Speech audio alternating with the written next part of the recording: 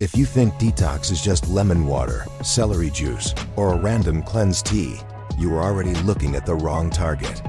Real detox is not a drink, not a trick, and not a weekend reset. It's liver, bile, digestion, bowel, kidney, skin, inflammation, and recovery capacity. So this video is not detox hype. It is the real herbalist map. Which herbs work, where they work, and why. Because the biggest detox mistake is asking, what is the best detox herb? That is the wrong question. The right question is, where's the bottleneck? Is the liver sluggish? Is bile not moving? Is the gut backed up? Is the body inflamed? Is the person overloaded and exhausted? Because different herbs work in different directions, and the right herb in the wrong pattern can still miss the whole picture. Let's start with the liver, because the liver is the central processing plant in the detox picture. The liver handles metabolic waste, fats, hormones, inflammatory byproducts, and compounds that need to be transformed before the body can eliminate them. But the liver does not work alone. One of its biggest downstream tools is bile. And bile is not just about digesting fats. Bile is also part of the exit route. So if the liver is working but bile is sluggish, thick, or not moving well, the whole detox picture slows down. That is why bitter herbs matter so much. They help wake the system up. Bitters stimulate saliva, stomach acid, digestive secretions, pancreatic output, motility, peristalsis, bile production, and bile flow. So bitters do not magically clean toxins. They improve the machinery behind digestion and elimination.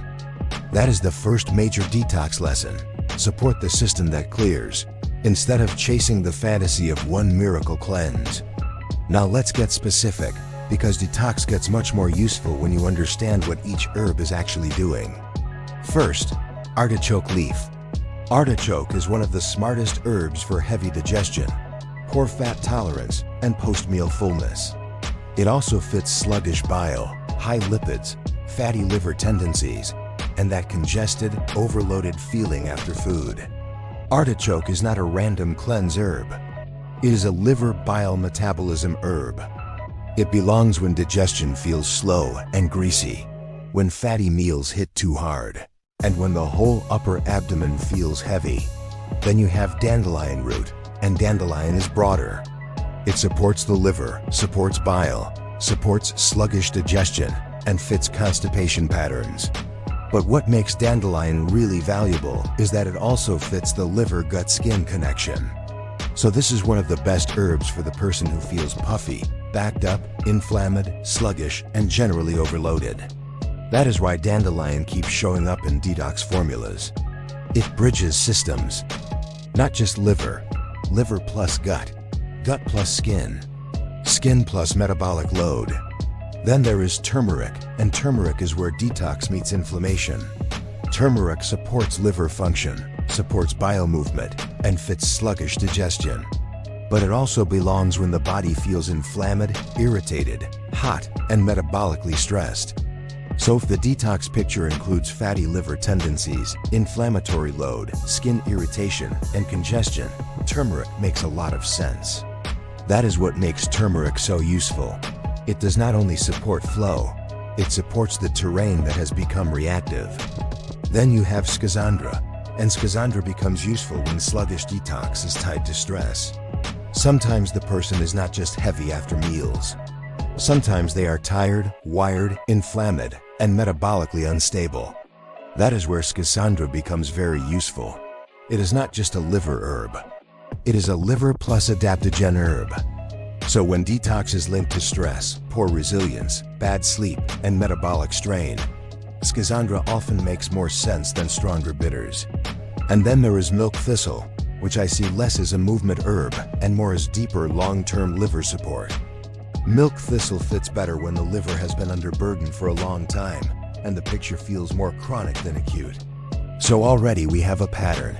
Artichoke for bile, dandelion for liver-gut-skin, turmeric for congestion plus inflammation, schisandra for stress-linked metabolic overload, and milk thistle for deeper liver support. But here is where most detox advice falls apart. It talks about the liver nonstop and forgets the gut. That is a huge mistake, because if the liver is processing and bile is moving, but the bowel is not clearing, detox bottlenecks. If the exit is slow, the whole system backs up. That is why constipation is not a side issue in detox. In many people, constipation is the reason a detox plan feels weak, incomplete, or even makes them feel worse. If someone is constipated, bloated, stagnant, gassy, heavy, and their skin is reacting, the question is not what is the strongest cleanse. The real question is, why is elimination not happening properly? This is where burdock root becomes very important. Burdock is one of the classic herbs for chronic overload, especially when the picture includes sluggish digestion, poor elimination, skin flare-ups, and a system that feels burdened. Burdock is not flashy, but it fits the liver side, the skin side, and the mild drainage side all at once. That makes burdock one of the best herbs when detox needs to be gradual, intelligent, and multi-directional.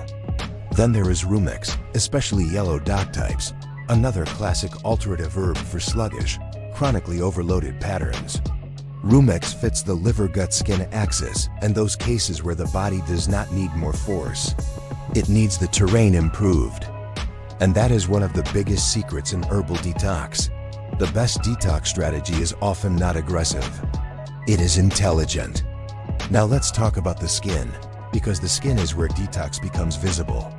When the skin is breaking out, inflamed, reactive, or chronically flaring, that can reflect internal overload and poor elimination.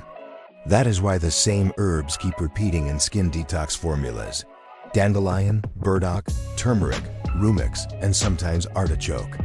Because these herbs sit right where liver burden, gut stagnation, inflammation, and skin expression overlap. This is why skin problems often make more sense when you stop looking only at the surface and start looking at elimination. Now bring in the kidneys. This is where people get confused, because peeing more does not automatically mean detoxing better. Gentle drainage matters when there is water retention, puffiness, tissue heaviness, and sluggish fluid handling. But losing water is not the same as solving the whole detox picture. You can urinate more and still have sluggish bile or constipation. That means drainage is a support layer, not the whole strategy. And now the missing layer: stress, inflammation, and recovery. This is where medicinal mushrooms become very interesting. Mushrooms are not classic detox herbs. They do not work like bitters, and they do not work like artichoke or dandelion root. Their role is different. They help the body handle the burden better. That is why reishi fits when the picture includes stress, poor recovery, inflammation, blood sugar instability, fatty liver tendencies, and chronic overload. Reishi makes sense when the body is not only congested, but also depleted, inflamed, and under-recovered. So reishi is not really about pushing detox harder. It is about supporting the terrain carrying the burden. Then there is turkey tail, which fits more on the gut immune recovery side of the detox picture. Turkey tail makes sense when the question is less, how do I stimulate bile? And more, why is this body chronically burdened and not bouncing back? And then there is cordyceps, which fits when the person is not just congested, but exhausted. Sometimes the body does not need a harder cleanse. Sometimes it needs more resilience while it clears. That is where cordyceps becomes very useful. So now the real detox map becomes much clearer, because we can start matching herbs to patterns instead of chasing trends. If the picture is heavy digestion, poor fat tolerance, sluggish bile, post-meal fullness, and metabolic congestion, think artichoke, dandelion root, turmeric, schisandra, and milk thistle. If the picture is constipation, bloating, stagnation, skin flare-ups, sluggish elimination, and chronic overload, think dandelion root, burdock, rumex, and fix elimination first.